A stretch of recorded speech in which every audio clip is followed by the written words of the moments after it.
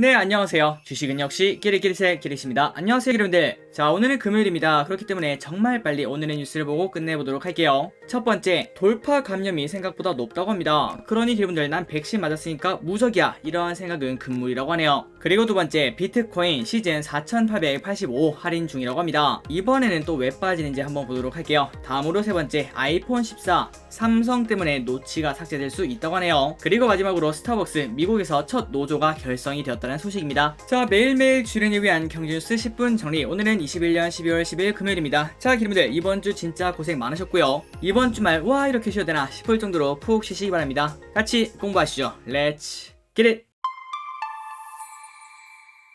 처음에 약속드렸던 대로 오늘은 진짜 빨리 끝내보도록 하겠습니다. 그리고 들어가기 앞서 좋아요 누르시면 저 기리시 열심히 공부하는데 매우 큰 힘이 됩니다. 정말 감사합니다. 어젯밤 뉴스를 확인해보도록 하겠습니다. 뉴욕 증시는 주간 실업 지표가 긍정적으로 나오면서 긴축이 예상보다 빨라진다, 이러한 전망에 하락을 했다고 합니다. 그러니까 요즘 장세는 오미크론이 끝났다면서 쭉 오르다가 그 다음에는 이것도 금리 올라가겠네 하고 쭉 내려갔다가 그 다음에는 또 오미크론이 괜찮다, 이러한 소식이 올라갔다가 또 그 다음 날은 금리 때문에 이렇게 떨어지는 그러한 날이 계속 반복이 되고 있습니다. 그래서 어제 특히 나스닥이 1.7%나 밀려서 마무리가 되었다고 하네요. 그런 와중에 오늘 우리 장은 잘 버티고 있는 것 같습니다. 그래서 뉴욕 증시에서 주간 실업 지표가 어떤 식으로 긍정적으로 나왔나 봤더니 이날 발표된 미국의 주간 실업 보험 청구자 수는 1969년 이후에 최저치를 경신을 했다고 합니다. 그러니까 어떻게 보면은 역사적인 수치가 나왔다고 볼 수 있겠죠. 이는 고용시장이 예상보다 정말 빠르게 개선이 되고 있다, 이러한 증거가 된다고 합니다. 그렇다면 이제 고용이 괜찮다, 그러한 신호가 되고요. 그리고 하나를 딱 봐야 되는데 물가겠죠. 그런데 그 물가마저도 지금 현재 심상치가 않습니다. 참고로 오늘 저녁에 미국에서는 CPI 소비자 물가지수가 발표가 되는데요. 아마도 엄청나게 높지 않을까, 이러한 생각을 현재 하고 있다고 합니다. 그 이유는 어제 바이든 대통령이 나와서 오늘 저녁에 발표되는 CPI가 생각보다 높을 수 있겠지만 그러나 너무 걱정을 할 필요 없다, 이런 식으로 미리 심장 마사지를 했기 때문이죠. 그래서 오늘 저녁에 CPI가 조금 높게 나오더라도 이미 반영한 거 아닌가, 이러한 생각을 해볼 수 있고요. 그러나 아직까지 안심하긴 이를 것 같습니다. 당장 다음 주에는 FOMC 정례회의가 있죠. 여기서 테이퍼링 그리고 금리 인상, 이 부분에 대해서 이야기가 나올 거기 때문에 그때까지는 눈치 보기 장이 되지 않겠나, 이러한 시각이 많다고 합니다. 자, 다음으로 얼마 전에 이러한 발표가 있었죠. 그래서 학부모님들이 정말 많은 반발이 있었습니다. 그게 뭔가 봤더니 우리가 지금 쓰는 방역 패스 있지 않겠습니까?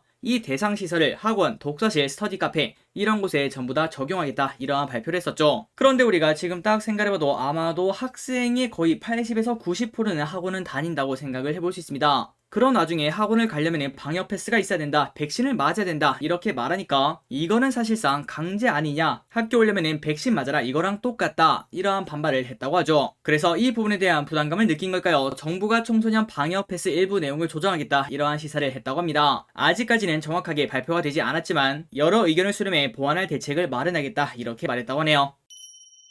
자, 다음 뉴스입니다. 주말에 기름분들이 나가실 때 항상 조심을 하셔야 될 것 같습니다. 다만 이 뉴스는 대한민국 전체가 아니라 대구만 봤을 때 이러한 결과가 나왔다는 거 미리 알려드리도록 하겠습니다. 대구에서 나온 확진자 중 52%가 돌파 감염이라고 합니다. 자, 내용은 똑같습니다. 대구의 코로나19 확진자 가운데 기본 접종, 2차 접종을 모두 마치고도 감염되는 돌파 감염 비율이 절반을 넘어섰다고 합니다. 그래서 그 수치가 얼마 안 되겠거니 하고 봤는데 생각보다 많더라고요. 9일 대구시에 따르면 어제죠, 신규 확진자 132명 가운데 돌파 감염이 69명으로 전체의 52.3%를 차지를 했다고 합니다. 사실 저 길을 또 백신을 2차까지 다 맞았기 때문에 나는 안 걸리겠지, 이러한 생각을 하긴 했는데요. 그런데 이 기사를 보니까 야, 이거 방심하면 안 되겠다, 이러한 생각이 절로 나더라고요. 그러니 여러분들 2차까지 맞았다고 하더라도 무적이 아니라고 합니다. 지금까지 어느덧 2년 정도 잘 버텼는데 이제 거의 끝나가는 이 시점, 이때 걸리면 매우 억울하다 생각을 해볼 수 있겠죠. 그러니 여러분들 항상 코로나 조심하시기 바랍니다. 다음 뉴스입니다. 코넥스 대장 툴젠 코스피 오늘 상장 이름값 할까? 자, 오타가 나왔죠. 코스피가 아니라 코스닥에 상장을 했습니다. 내용을 바로 보도록 할게요. 코넥스 대장주 툴젠이 오늘 코스닥 시장에 상장을 했습니다. 그리고 그 결과는 그렇게 나쁘다, 이렇게 말할 수는 없을 것 같은데요. 지금 현재 가격 기준 9만원 정도에서 왔다 갔다 하고 있습니다. 그나저나 툴젠이 뭐하는 기업인가, 이거는 그냥 알고 있으면 좋을 것 같아요. 툴젠은 1999년 오래되었네요. 그때 설립된 유전자 교정 분야의 글로벌 선도 기업이라고 합니다. 그리고 이 기업은 유전자 가위에 관련된 기업이라고 하는데요. 유전자의 일부분을 가위처럼 잘라내서 좋지 않은 부분을 떼어버리거나 원하는 대로 조합하는 유전자 가위라는 원천 특허를 보유하고 있다고 합니다. 그리고 이 유전자 가위는 인간의 병을 치료할 수도 있고 그리고 식물 등의 유전자를 개량하는데 이런 곳에도 사용할 수 있다고 하네요. 특히 툴젠이 현재 보유 중인 원천 특허는 지난해 노벨 화학상을 수상했던 크리스퍼 유전자 가위에 대한 것인 만큼 세계 최초로 그 독보적인 기술성이 높은 기대를 모으고 있다고 합니다. 자, 기관 수혜측이 매우 나빴습니다. 툴젠. 하지만 공모가를 대폭 할인했죠. 그 덕분에 많은 기업들이 치킨값을 획득하지 않았나 이런 생각을 해봅니다. 진심으로 축하드립니다.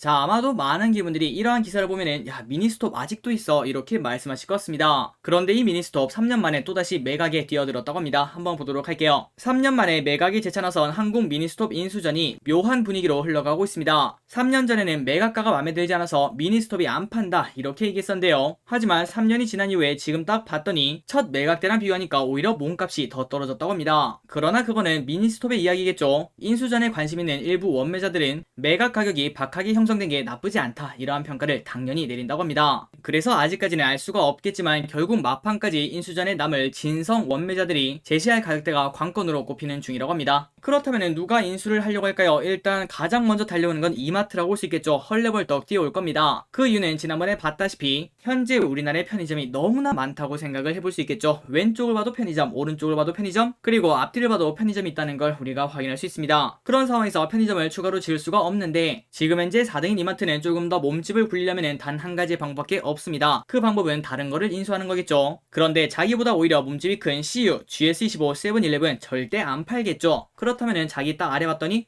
여기 미니스톱이 있네. 그래서 이번에는 아마도 이마트24가 조금 돈을 써서 미니스톱을 인수하지 않겠나 이러한 시각이 나온다고 합니다. 자, 다음 뉴스입니다. 피치 헝다그룹 신용등급 강등, 암호화폐 일제 급락. 비트코인 등 암호화폐가 세계적 신평사 피치가 중국 부동산 개발업체 헝다그룹의 등급을 강등했다 이러한 소식에 일제히 급락을 하고 있습니다. 그래서 얼마나 하락했나 봤더니 5%나 하락을 하고 있다고 합니다. 차트를 보도록 할게요. 자, 비트코인 지난주 주말에 엄청나게 급락을 했었죠. 그리고 아래 꼬리를 달고 쭉 올라왔지만 하지만 우리가 지금 딱 봤을 때 음봉도 많고 그리고 음봉이 나왔을 때 거래량도 같이 터졌기 때문에 아직까지는 V자 반등하기는 조금 어렵지 않나 이러한 시각을 같이 공유를 했었습니다. 그러니까 투자 심리가 조금 나빠졌다 이렇게 볼 수 있는데요. 그런데 그 와중에 지금 헝다 부동산이 난리니까 이렇게 비트코인이 조금 타격이 받은 걸 확인할 수 있습니다. 그런데 이번 주 월요일에 우리가 공부했을 때 그러한 시각이 있었죠. 비트코인은 항상 4분기에는 마이너스 수익률을 찍은 적이 없다고 합니다. 그렇다면 결국 여기서 조금만 더 떨어지면 반발 매수세가 들어온다고 생각을 해볼 수 있겠죠. 과연 비트코인 지금까지 그랬던 것처럼 이번 4분기에도 플러스 수익률을 만들어낼 수 있을지 한번 관심있게 보시면 좋을 것 같습니다. 자, 다음 뉴스입니다. 코스피 200 편입 종목 첫날부터 우수수. 카카오페이가 코스피 100 지수 편입 첫날인 10일 장중 하락세입니다. 그래서 얼마나 떨어졌나 봤더니 오늘 아침에 5%나 하락하고 있더라고요. 그리고 플러스 다른 편입 기업인 메리츠 금융지주, 현대중공업, 명신산업, SLPI 첨단소재 이러한 기업들도 장도 안 좋았지만 약세를 보였다고 합니다. 그리고 그 이유는 코스피 100 편입 전에는 패시브 자금 기대감 때문에 주가가 오르지만 그 다음부터는 우리가 가장 염려하는 공매도의 대상이 될 수 있기 때문이죠. 그래서 이 6개 기업 중에서는 가장 많이 올랐다고 볼 수 있는 카카오페이가 오늘은 큰 폭으로 하락을 했다고 합니다. 그런데 장중에 이러한 소식도 나왔습니다. 카카오페이, 경영진, 주식 대거 매각, 류영준 대표 전량 매도. 이러한 소식은 매우 안 좋다고 볼 수 있겠죠. 카카오페이는 류영준 대표이사를 포함한 경영진 8명이 보유 지분을 전부 매각했다고 10일 공시했습니다. 그래서 얼마나 매각했나 봤더니 무려 23만 주를 전부 다 팔았다고 하네요. 그리고 주당 매각 가격은 20만 4천 원에 다 팔았다고 합니다. 그리고 플러스 이 사람만 판 게 아닙니다. 기술 총괄 부사장, 기업 전략 총괄 최고 책임자, 브랜드 총괄 부사장, 사업 총괄 부사장, 경영기획 부사장, 경영지원실장, 서비스 총괄 부사장 이러한 사람들 전부 다 20만원 초반에서 주식을 매각을 했다고 하네요. 그래서 오늘 카카오페이가 큰 폭으로 하락하고 있는데 이 이유도 포함되었다고 생각을 해볼 수 있습니다. 항상 우리가 같이 공부했다시피 대주주 매도는 조금은 나쁜 신호라고 볼 수 있겠죠. 그 회사를 가장 잘 아는 사람이 팔았으니까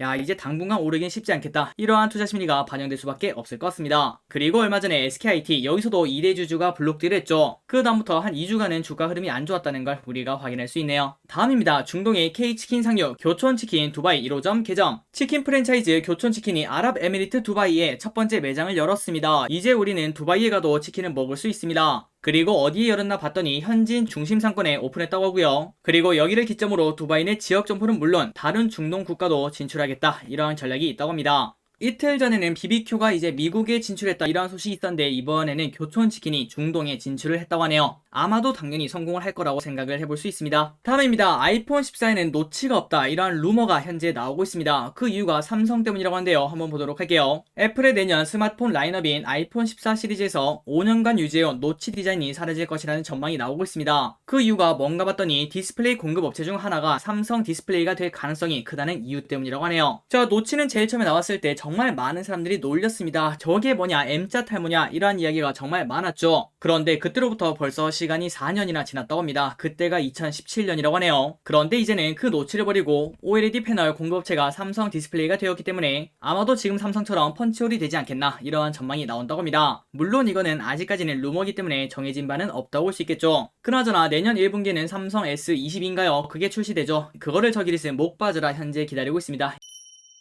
다음입니다. 스타벅스 미국에서 첫 노조 결성. 스타벅스가 미국 뉴욕주에서 첫 노동조합 결성에 나섰습니다. 그 이유가 뭔가 봤더니 코로나19 장기화로 인해서 인력 부족 현상이 지속되는 가운데 노동조건 개선을 높여야 된다, 이러한 주장이 제기된 데 따른 결과라고 합니다. 그래서 이 때문에 미국 내 다른 지역 그리고 기업에 파급 효과를 미칠 것으로 예상이 된다고 합니다. 자, 내용을 보도록 하겠습니다. 니온 게이자 신문에 따르면은 최근 뉴욕주 버펄로 엘르무드 에비뉴 스타벅스 매장에서 노조 결성 찬반 투표를 했는데 찬성표가 다수로 집계가 되었습니다. 그래서 이번 개표 결과가 최종 승인되면은 1971년 이후에 처음으로 스타벅스 직영점에 노조가 설립이 된다고 합니다. 하지만 그 반면 다른 매장에서는 총 20표가 있었는데 반대가 12표로 노조 결성이 좌절이 되었다고 합니다. 그런데 어째 투표만 하면은 이러한 얘기가 나오는 것 같습니다. 노조 찬성 측은 일부 투표용지에 행방을 찾을 수 없다며 이의를 제기할 방침을 나타내고 있다고 합니다. 그나저나 총 20표밖에 없다고 하는데 이런 일이 일어났다. 이것도 진짜 신기하네요. 그리고 계속 보자면은 이거는 조금 놀랐습니다. 지난 2020년 기준 미국 민간 기업들의 노조 결성 비율은 6.3%밖에 되지 않는다고 하는데요. 이 가운데 외식 산업에서 노조를 만드는 사례는 드물다고 합니다. 통계국에 따르면 음식점 근로자 중 노동조합원 비율은 1.2%밖에 되지 않는다고 하네요. 그런데 이 와중에 스타벅스에서 노조 결성이 나왔으니까 아마도 갈수록 이러한 현상이 많아지지 않겠나, 이러한 전망을 한다고 합니다. 자, 오늘의 기업 한 가지를 보고 마무리해보도록 하겠습니다. 첫 번째, LG전자 내년 이익 개선 유력, 연초 주가 오른다. 강하게 받아내요. 참고로 저 기릿은 증권사가 강하게 말할 때는 그만한 이유가 있다고 생각합니다. 한번 어떤 이유 때문에 LG전자가 좋다고 하는지 확인해보도록 할게요.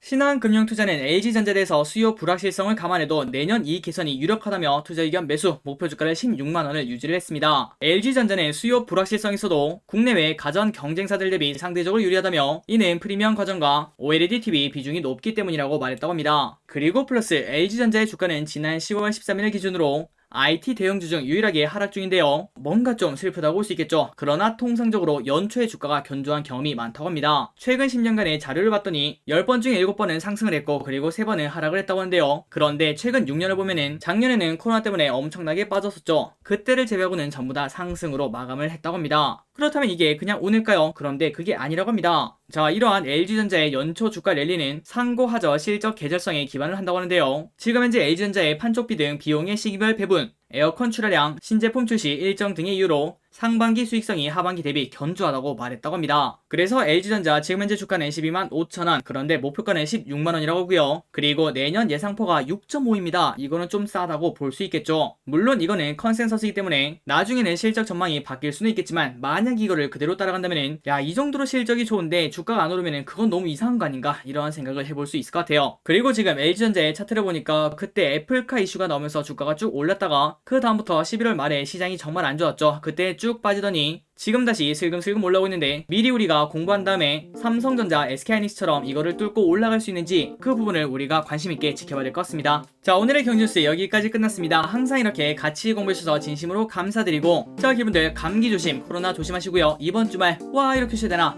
싶을 정도로 푹 쉬시기 바랍니다. 지금까지 기디셨습니다. 바이오.